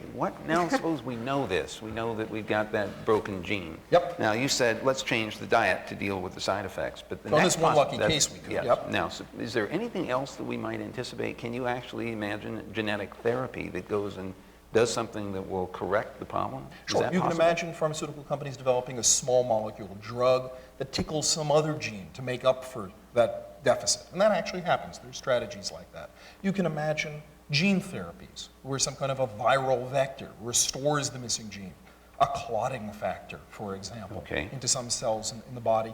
There's a whole myriad of possibilities. The thing about the Genome Project is it gets you that basic information, but then it splays out in 100 directions of possible therapies that we may have to do. And there's just a century of biomedical research that's going to have to follow on to be able to deliver on the possibilities for each of those. And to draw the informatics and genomics together for a moment, we wouldn't be able to do some of these things if we didn't have the computing horsepower and the memory and the ability to share the information that we have now. That's right. That's fascinating. We have also with us Dr. Francis Collins, and I know you've thought a lot about this question about the gap between information and treatment, and I wanted to ask you what you thought. Well, it's an interesting discussion we're having, and I think from the perspective of individuals who currently suffer from some of these diseases or they exist in their families, there's a great sense of impatience. Where are the cures? Where are the endpoints? I think it's very promising research. As a physician, I'm very sympathetic with that. I think what we're talking about here is working on a pathway towards the top of the mountain. The top of the mountain is curing diabetes, curing hypertension, curing cancer, curing schizophrenia. But to get to the top of the mountain, you have to travel a certain path. The excitement we're talking about this evening is the genetics and genomics provides us with a path we didn't have before. It's a very powerful way to get to the top of that mountain. But we shouldn't fool ourselves that by building this base camp called the human genome, we're already up there and have solved all those disorders. But it is the best way going right now to get to that point. And there is already good news around us with some of the hills nearby beginning to be scaled. We talked about various examples. I put forward the example of colon cancer, where we now know how to identify the roughly 500,000 people in the United States that are very high risk for colon cancer. There's a circumstance where it's not a diet or a drug, it's surveillance. If you know that you're in that category, you get your colonoscopy beginning at age 40 and do that every couple of years, you're going to find that polyp while it's still small enough to be removed, and you'll save that death from metastatic colon cancer, which is an awful one. So there is a circumstance where the diagnosis itself can be life-saving. But to be honest, the diseases won't all be like that. And then we have to keep climbing up the mountain. And some of the things we'll find at the top of the mountain will be gene therapies, and some of them will be drug therapies. And if you're a family with that disease, you don't care as long as it's one of those and as long as it works. Cystic fibrosis was mentioned by Eric earlier on. I have the privilege of being part of the team that found that gene, and it's 10 years on, and we haven't cured it yet. But you know, there are now a dozen drugs in clinical trials for cystic fibrosis that have come about because we understand how the gene works. We wouldn't be at that point now if we hadn't had that basis, that foundation, that infrastructure of understanding the genetics of this disease, which was a total puzzle until 10 years ago. So one should be both optimistic about where we're headed to and realistic about what the challenge involves and how much more medical research we need. Now we are going to go back to the internet, and it's for you, Mrs. Clinton. This is a question from Danella Bryce from Sydney, Australia. And the question is, obviously the power and the concept of the modern information technology is tremendous. The fact that I can sit here in my office in Sydney and send this question is a remarkable thing. However, for the past 25 years, I have been working with poor communities in developing countries trying to assist them just to reach a reasonable, sustainable level of development. How can the new technologies, which are such a powerful information tool, be harnessed to assist in the global battle to alleviate the growing numbers of people living in very disadvantaged circumstances? Well, let's see. But first of all, can I give you? Yes, if you'd like to. You said that we got 6 billion people last night. Half of them live on $2 a day. Yeah. 1.3 billion live on $1 a day or less. Those are the numbers behind what Ms. Bryce is asking. The first problem is that you can't take this technology and just put it someplace and expect it to solve all the problems that poverty and lack of infrastructure and lack of sanitation, lack of education and everything else visit upon us. So the beginning of all this is that you have to make investments in infrastructure in those countries where there isn't any in order to get them to the point where these new technologies can actually be of use. Now, there are pockets of times when the technology can be installed and used immediately. For example, in medical treatment and obtaining important information about economics and how to operate the country. That information can be made available immediately, but in small places at the university, within the administration. But for the general population, the first problem is getting them to the point where this technology actually is useful. I can remember an effort at one time to send personal computers to Africa in the hope that somehow this would help them leapfrog into the 21st century. Well, the first thing you discover is there isn't any electrical power, or if there is, it's not very reliable. Then you discover that the physical housing available for where you put the equipment is leaky, and rain comes in. And even more amazing, there are a lot of bugs that crawl around, and they're not the software. They're the real kinds that crawl into the machines, and they do funny things to the equipment. So then you don't have enough people who are trained in order to maintain and operate the gear. So it's not true that every country in the world that is still unable to take maximum advantage of this has to go through everything we have before they can get there. But there are some basic things that have to happen. Just as a small example, the World Bank says that for every dollar invested in telecommunications infrastructure, $3 of gross national product can be expected to arise from that. There are formulas like that that people can begin to work with. But believe me, this is a long, hard process. A good piece of news is that all of the cost of this gear is dropping dramatically. You hear about the $200 computer.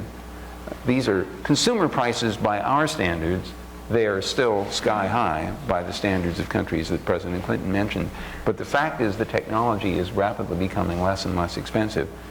Someday, Eric, we may actually be able to grow our computers because they'll be molecular in nature. And we'll use something very like a string of DNA to describe what's supposed to happen, and the thing will actually get created. So at some point, we'll be able to deliver these things at very low cost. But it's going to take another mountain to climb, like the one we talked about earlier. Indeed. If I might just interject, I don't know the answer to this, but I spent a lot of time thinking about it. This woman, Ms. Bryce, she works in sustainable development. Big problem in poor countries. They totally destroy the environment to try to develop, and then they don't have anything upon which to develop. Biggest problem in our hemisphere is Haiti. If you fly over the island of Hispaniola, you know when you're going from the Dominican Republic to Haiti, because in all the years when it was governed by dictatorships, they just tore down all the trees, and well, any of you know anything about it know this. It's terrible. The real question is, we used to have certain assumptions about development in a poor country. Now, if you wanted ever to build a middle-class life for a substantial number of the people, you had to have X amount of electric generating capacity, and you had to have Y number of roads, and you had to have Z number of manufacturing companies, no matter what they did to greenhouse gases. And then eventually you get around to building schools and universal education, and then 30 or 40 years later you start letting the girls go to school with the boys, and you know, there's this sort of thing that would happen. I do believe that the real question is, if you're running a country like this, should you put this sort of infrastructure development first? That is, assuming you've got a base level of electricity necessary to run a system. Should you do this first because this gives you the possibility to skip a whole generation of development that would otherwise take 30 years in the economy and in education? And I think the answer to that, at least, is maybe. I have an example At least for is you. maybe. That, I think, is really the question that this woman is asking. I have an example. A few weeks ago, I got an email, and the email was an offer to do work. Basically, it said, if you have web pages that you want to have formatted and put on a website, for $125, I'll do 10 of these pages, send me a Microsoft Word file or a text file. And oh, by the way, if you don't have a website, for $250 a year, I'll provide that for you as well. This was signed by a guy in Bangalore, India. Now, I was very impressed when I read that, because this guy had figured out how to virtually export the talent in the country, graduates of the Indian Institute of Technology, to do work and to bring in hard currency into India from outside. And so that notion of being able to outfit a population with the ability to work not only locally but elsewhere in the world through the net is a very appealing one. I find that it's taking hold in other places, in Ireland, in Scotland, in Costa Rica, in Israel, in South Africa, and in Russia, where there are programmers working for Sun Microsystems, exporting their results through the net. So I think it may be even a little stronger than that. We'll have to see how this turns out. If I could just give you one example, because I think this may have also relevance for physically remote areas in America. Appalachia, the Native American reservations, and things of this kind. We were talking before we came in here tonight. I was out in Northern California weekend before last, and I was talking with a lot of people who work for eBay. And they were telling me that there are now, in addition to the employees of eBay, over 20,000 people who make a living on eBay, buying and selling and trading. And that a fair number of these people were actually people who once were on welfare, who moved from welfare to work, that is from, and presumably a lot of them didn't have a lot of formal education. They had made this jump, and a market had been created for them where they lived that otherwise would be alien to their own experience. They wouldn't have been able to go down to the bank and get a loan, and on and on and on. Now, last year we made, and this year we will make through our aid programs in foreign countries, over 2 million micro-enterprise loans to poor people to help them start their businesses in Africa and Latin America and Asia. If you could somehow marry the micro-enterprise concept to setting the infrastructure of the internet out there, I do think it's quite possible that you could skip a generation in economic development in a way that would reinforce rather than undermine the environment. The operative word here is infrastructure, and you do have to have a certain minimum amount of it in order to make this stuff function reliably. And of course, it has to be reliable or you can't make a living out of it. Well, this is the perfect jump to Dr. Vanessa Gamble's question. She's from the Center for the Study of Race and Ethnicity at the University of Wisconsin. And as someone who worked to right the wrongs of the original Tuskegee study, I know you have a very special concern for access and for fairness. This is a follow-up question that goes into inequities. We've talked about some of the benefits of these technologies. And I think the questions that we have now is about the inequities and lack of access, not just around the world, but in our own country.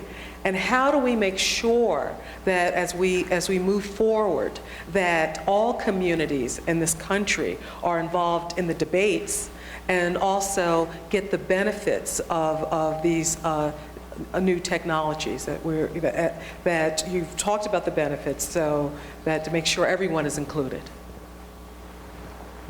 That's really for both. Here we go. Okay, two things. First of all, it's been possible to make things like internet accessible in places where it hasn't normally been available or it's not affordable by putting it into public institutions, into publicly accessible kiosks and things of that kind, in libraries, in schools. There's a major program, as you know, that has been undertaken called Net Day to try to wire various of the schools up and provide them with access to the system. We have to pay attention, just like Andrew Carnegie did 100 years ago, to making these facilities accessible to everyone who wishes to take advantage of them. And I remind you again of the horse to water. Not everyone is always willing to take advantage of these things, but where they will, we should make them accessible. The other good news is that the cost of doing these things is dropping very rapidly. Not only is the cost of the equipment dropping, but the cost of telecommunications as well. And so as time goes on, these things will become more and more within the reach of everyone. That's been true of most of the advances in technology that I can think of. In my own lifetime, color television, which used to cost $1,000 in 1950, is a lot less expensive now in today's dollars than it was in the equivalent dollars 10 or 20 or 30 years ago. So that's a simplistic answer, and I'm not trying to argue that that's all there is to it. But the fact is that the thrust of all this is actually in our favor. The costs are coming down and making things much more accessible than they would otherwise be. Did you say you expected the penetration of the internet to equal that of the telephone by 2006? It will exceed the penetration. Now, not necessarily, it will be the same size as the internet, as the telephone system by 2006, but I believe internet will actually penetrate more deeply than the telephone or the television have. And the reason is those little tiny chips that I showed you a picture of before, they will penetrate into products that people just buy without thinking about them being computers. They're simply devices that do things for you. I want to get to the genes, but I think we should answer that question too. This whole question of whether we're going to develop a digital divide in our country, I think is a very, very serious one. Our administration, especially the Vice President, when we rewrote the Telecommunications Act, we fought very hard not only to get people to participate in Net Day, to hook up every classroom and library to the internet by the year 2000. And I think we'll get there by the end of the year. Functionally, we'll be just about there. But also to get the Federal Communications Commission to adopt an E-rate, which would subsidize the cost to poor schools and poor hospitals and poor areas and isolated rural areas so that everyone could have access in the schools. Now, but it really won't, the divide won't be bridged until the parents of those children have that in their home. So I think we ought to have as a goal at least to make access not to computer technology and to the internet as universal as telephone access is. And I think until we achieve that, there will be a digital divide. So we ought to try to hasten that day and promote whatever policies we can afford or we can achieve to hasten that day, because until we do, there will be a digital divide. I agree with that. In fact, it's a goal, a personal goal of mine, is to see literally internet everywhere. Now, what about the gene thing? Because that goes to patenting and all that, doesn't it? Well, no, I think in a sense, the different communities and how they're going to be affected by this and what access they really have is much less with respect to genetics a question of technology or infrastructure or cost than it is a question of understanding and education. I think, in fact, this whole genetic technology can look exceedingly complicated. And in its detail for each disease, it is very complicated. You've really got to know. But there is a level of basic understanding about genetics and the choices and a few examples that everyone ought to know, because you can use them as reference points, as touchstones for the other choices to come ahead. And I think every community, every ethnic community, every state, all the different types of communities we have in this country ought to be having conversations about those basic fundamental choices, those basic fundamental examples, because as problems come up, we're going to need to refer back to them. In a sense, it's easier than your problem. I don't have to wire up everything. In a sense, it's harder because we have to penetrate people's understanding and their consciousness We've got to get the different perspectives of different communities on the sorts of choices we're going to have, and different communities, and I know your work, particularly with regard to examples in the African American community, where in fact failing to pay attention to that really was, quite a mistake. We've got to get that conversation going. I think in fact we can afford to do that, but it's going to take very active work to make sure we do that. The good news is that we have shown in the last 20 years that we can affect people's behavior, right? Look at smoking. Look at eating habits. We should have done better on smoking. Well, the point is that you can't smoke in the restaurants anymore, right? I mean, you can't smoke on an airplane. So we've managed to get people to pay attention to things that are important. And it seems to me we can do the same in matters related to but we've got to understand genetics. how it is that, and we can't just get them to pay attention. We've got to understand how it's going to make a difference in their lives. We've got to listen also. And it's that back and forth. Amen to that. We've really got to be doing. One of the issues that your question, though, raises, which is a larger one, is how this conversation that we're having tonight gets translated into decision-making at levels of government and within the private sector as well as the public. And it does strike me that there are some issues that have to be addressed now, even though we don't know the full implications of what's going to happen later. And how we create a climate in which what happens to your genome is as important as what happens to your taxes is a very challenging question. And the president said something that he used the word patent. There's a big debate about who will own this information and how will that information be used, because in order to have the kind of openness of discussion that can lead to creating a climate that would influence decisions, there has to be a lot of give and take, and people have to have some interest in creating awareness among the public and not hoarding information. So what did you say to the question about, well, what's going to happen to this genome information? Is it going to be the proprietary information of certain companies that then will be able to basically control information about it and the use of it, or not? And if that's an open question, what do people in positions like the president and others sitting in this room have to begin doing to make sure that we keep the climate open enough so that when decisions have to be made, we're able to do it? I think there are two answers to that. One, it's unambiguously the case that information about the human genome has to be freely available to everyone in the world, to scientists, to non-scientists. It has to be viewed as a public right to have that information. Now, we can guarantee that right. The way we guarantee that right is we as a country pay to get that information and put it in the public domain. And that is indeed our policy now, and we're doing it.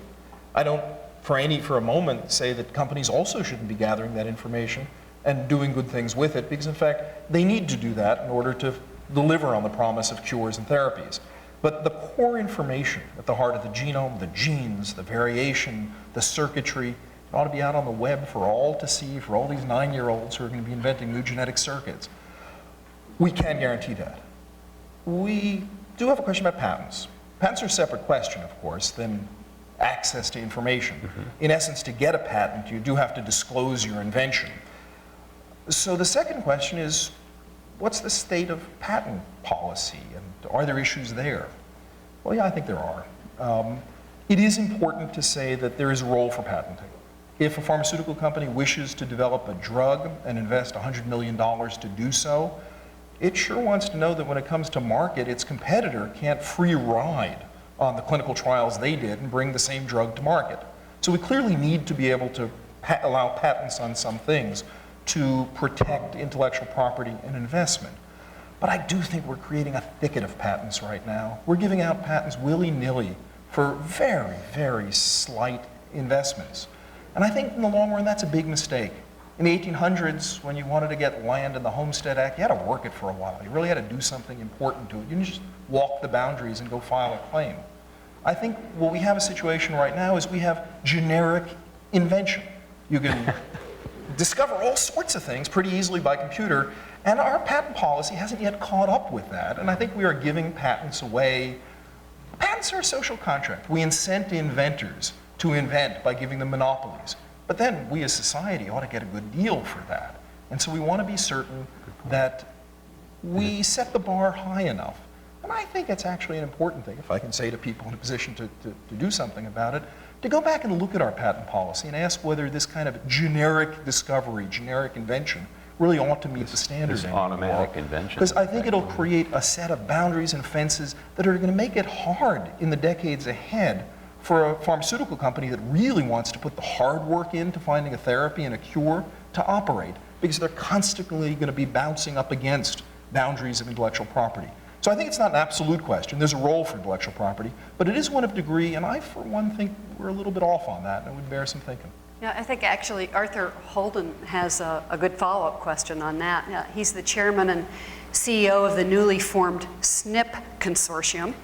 That is a group of 10 pharmaceutical companies that will be posting their research in the public domain as the government is doing. Very much a complementary activities and public activities that are going on. Let me build on Francis's analogy of a base camp. We essentially, with the completion of the sequence of the human genome, we created a base camp. And with that, as we alluded to in the dialogue, a whole series of potentially very important questions. What are the few critical questions you think is over the next few years we get this base camp established? How should we begin to move up that mountain, number one? And number two, the collaboration between the public and the private sector, which has been so critical in establishing that base camp. How do you see that changing? Two good questions. With regard to the information to come, the work to be done, when we have that basic description of all the letters of the human genome, there's a huge amount of work to be done. And I think it's going to look something like this. We've got to run through those letters and figure out where the genes are. That's not so trivial to do. We've got all the bits, but no more than you can figure out exactly where one program starts and stops if you don't know the computer language. Can we figure out where the genes are? We have tricks for doing that, and a lot of progress has been made, but we'll be using all sorts of things like sequencing other organisms. It turns out if you line up the human and the mouse sequence, almost all the genes have been conserved. The mouse also has 3 billion letters of genetic information and 100,000 genes.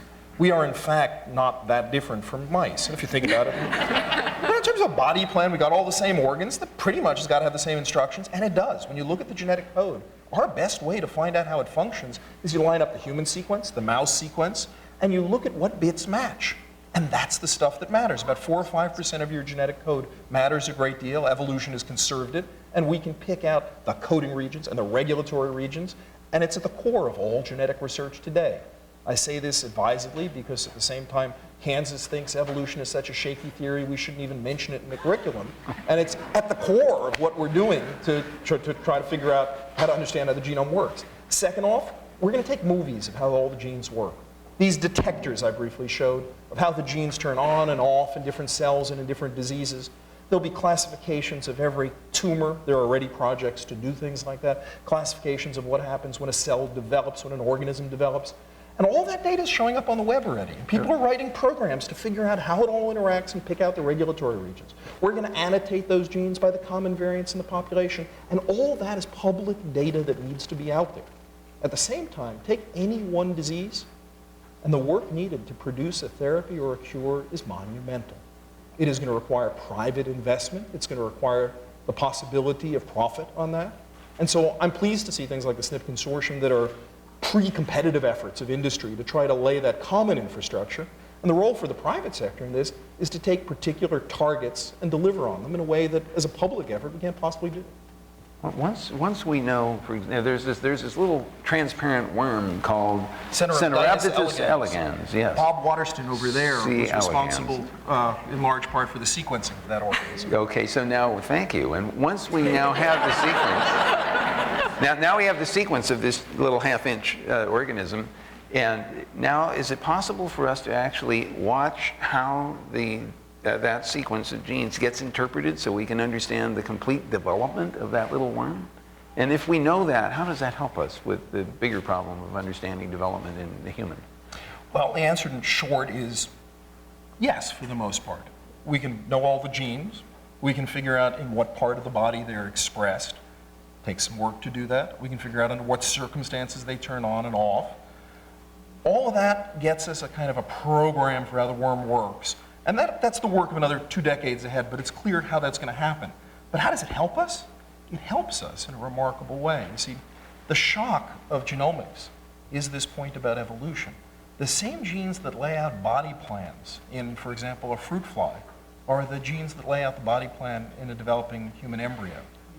In fact, we look very different, but that same set of genes were invented about 500 million years ago, and they've been used and reused to do the same thing. And if you want to understand birth defects, go do it in a manipulable system like fruit flies, or go look at the way that different pathways of signaling in the development of that clear worm you referred to work.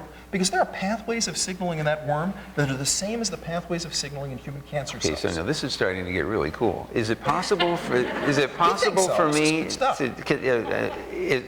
have I got enough computing power so I could simulate that whole thing? Could I simulate? No? No, you got to work. You want to bet? Okay, we got to deal with that. I got to bet. Okay, we got to bet. We're going to work on this one. We'll get back to you on this one. Yeah. I mean, that would really be something if we could simulate the whole thing. You mentioned one of the words that I think is in people's minds when they hope about what can come from this, and that's cancer. Yes. And we have somebody with us who has committed his life and his career to understanding and working on issues like that, and that's Harold Varmus, who is the outgoing head of NIH and has been for the last 6 years, and I think by unanimous agreement has done a superb job.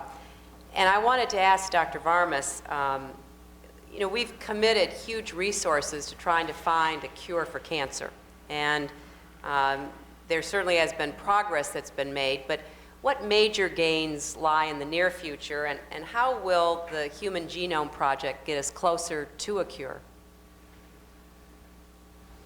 There you go. I assume by outgoing you meant I'm leaving as opposed to my social behavior.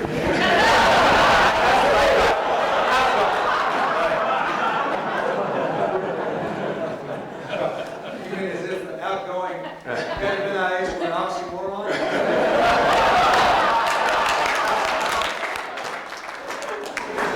Let me take this back to the direction you intended. Well, indeed, the Genome Project is going to affect our approach to many different kinds of diseases. You've heard the word cancer appear many times tonight. Let me explain why that is. Cancer is essentially a genetic disease. By that I mean not that it's simply oftentimes inherited, but it's a disease that results from accumulation of genetic variation. Some of that variation may be, in some cases, inherited, but much of it occurs during our lives, when during the natural division of cells, mistakes occur, or cells are exposed to environmental agents that cause genetic damage, referred to as mutations or variations. It's an accumulation of those changes that results in the alterations of normal cell behavior to cancerous cell behavior. The constellation of changes that occur in the different types of cells give rise to lung cancer, and pancreatic cancer, and breast cancer, and others varies from organ to organ, and it may even vary within one tumor type and another, that is within a single tumor type. Knowing which genes are affected, what the actual variations are, how those variations change the pattern of expression that Eric referred to, that we can now visualize by putting all the genes on a chip and looking at the patterns of expression, revolutionizing every aspect of our approach to cancer. We're now in a position to evaluate individual susceptibility to a number of cancers. Francis referred to one example, colon cancer, but many other examples exist, skin, breast, and elsewhere. Secondly, we have options for much better definition of cancer. Cancer that may look the same, two cancers that may look the same to a pathologist, they look very different to someone who manipulates genes and looks at the patterns of expression. We now know that making those kinds of assessments can actually predict the right kind of therapy to use and predict the likelihood of a favorable or unfavorable outcome. Finally, knowing which genes are affected is changing our approaches to designing preventive and therapeutic strategies. This is something which is going to come to fruition over the next 20 or 30 years, but already we're seeing harbingers of good news. There are therapies for breast cancer, for example, which are based on our knowledge of the few genes we already have at hand that we know to be important in cancer, knowing something about the kinds of proteins those genes make, what those proteins do, where they are positioned on cells. And it's this kind of tremendous bounty of information that's going to come from the Genome Project. We know all genes, we know about their mutations, we know about the behaviors of the proteins they make, which, in combination with the kind of information technology that is now available, will create a new world in cancer. Now, this doesn't come without a cost. Some of the costs is alluded to with respect to privacy, protection against discrimination. The investment we've got to make as a nation, the world, to achieve these goals, and very importantly, to refer to the issue of equity that was mentioned before, some of these things are going to cost a lot of money. We have to protect our citizens so that all are beneficiaries of the research and the products of research the nation's invested in. Dr. Burgess, is it likely that we will find out that every one of us is susceptible to something? Absolutely. We're talking about risks, and they're relative risks. Eric mentioned a couple of diseases that we know are almost inevitable given a certain variation in the genetic code. But the vast majority of diseases that you and I are... That every one of us is susceptible to something? Absolutely. We're talking about risks, and they're relative risks. Eric mentioned a couple of diseases that we know are almost inevitable given a certain variation in the genetic code. But the vast majority of diseases that you and I are heir to are going to be contributed to by a large number of variations. Even the cancers that we now understand to be influenced by inherited mutations are likely at different frequencies in different people because of our environmental exposures and because of other genes we've inherited that modify the effects of those central drivers. So this is very complicated stuff. And because we do have, Eric and I may look somewhat similar, we probably have 3 million differences between us. Some of those differences don't count to affiliations because they're differences that are in DNA that doesn't matter very much, junk DNA. But some of those differences are quite important. And some of them are going to make him more likely than me to have one set of diseases than the other set. It's going to be a long time before we have enough information to say what real risks accrue to each of us, but no doubt that this gets back to the insurance problem. And I agree entirely with Eric that we should think of insurance as a way of providing pooled protection for the population and not try to gain, not a system that is based on a gaming that allows individuals to seek the genetic information and then provide special protection for themselves based on it. Before we go on, I just want to say we sort of glided over this. This man has done a magnificent job at the NIH for a long time.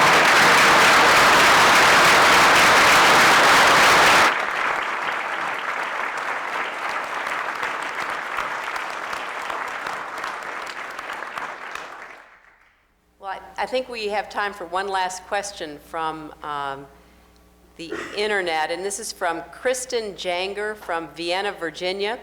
And the question is, what are some potential commercial applications or products that may emerge from advances in information technology and genetic research? Together. Wow. Well, some obvious ones, right? We've already touched on them. The ability to understand how the genome works allows us to simulate a lot of the therapies that we otherwise would have to test in more primitive ways. And so, Eric, I would pose for discussion the possibility of being able to analyze and design therapies based on enough computing power to simulate what the effects would be. It's sort of like dry chemistry in a way. Is that a reasonable thing to consider? Well, not only is it reasonable, it's happening.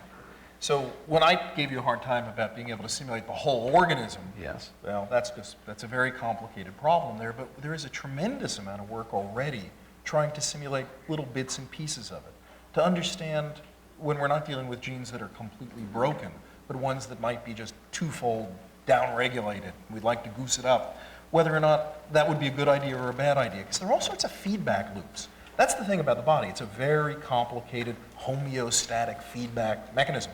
And so there's a lot of computer modeling going on already to try to understand what are the sensitive points to intervene at. Does it make any sense to make a drug against this step of a pathway? Or will the body, in fact, regulate to Against that? that, right. What are the points that are really vulnerable and efficacious to intervention? We're going to need a lot of computer modeling because you get very surprising answers when you look at the whole system functioning together rather than individual parts alone. So now, it's occasionally tempting to fall into the trap of thinking of therapies that are genetic in nature, and I'm going to argue that, in fact, this is a much broader set of opportunities here. This is all about understanding. It's all about depth of knowledge about how the body works. If we understand that well enough, then we can introduce and we can intervene in various ways that may be rather mechanical. For example, someone who has diabetes, we can actually sense the sugar levels in the blood. We can build little machines. These already exist. These are devices that measure what the current state of sugar intensity is and delivers a dose of insulin as needed, rather than having to take a shot once or twice or 3 times a day. So there must be a bunch of things like that. You've said the key word. It's understanding. The reason we have public investment, the reason why science has progressed so tremendously in the past decades, is that we have common public investment in understanding. The more we understand the process, the more we can then set it free to lots of creative forces in industry and academia everywhere to fix it. The understanding, though, is a public good, it's a public knowledge, and that's what we have to keep investing in. And I think the one thing we can never slip into is thinking that because we've reached this particular milestone, That we're done with understanding at all. No. There is a tremendous need for this continual reinvestment by the public, and I've got to say the American people have been spectacular in investing, recognizing that this is one of our best public investments. And we've got to keep that up. Actually, this particular project is a wonderful example of the combining of informatics and genomics. The placement of all of that genetic information in one database where it's accessible over the net means that any researcher who finds a fragment of information can go to that database and find out if anyone else knows anything about that particular sequence. Is this a pattern that's been seen before? And if so, where? And what does it mean? And that wouldn't have worked if we didn't have the ability to hold all that data in one place and process it. So now what we've got is a rapidly increasing rate of discovery, because every time someone contributes something to that database, in a sense, it interacts with every other piece of information in the database and allows us to uncover the secrets much more quickly. I think you just summed up the whole evening. And I'm going to give the president the last minute. Well, you know, that great humorist Ogden Nash once said, progress may be all right, but it's really gone on too long. And I was thinking that if he were here tonight, he would have to revise his opinion. This has been an astonishing evening for me and for Hillary, and I hope for all the American people and the people throughout the world who have been a part of this. I want to thank you both. I want to just leave you with one thought. There are public responsibilities involved here, particularly for basic research. We have been very successful and never more successful than under the leadership of Dr. Varmus in getting strong bipartisan, nonpartisan support for investments in health.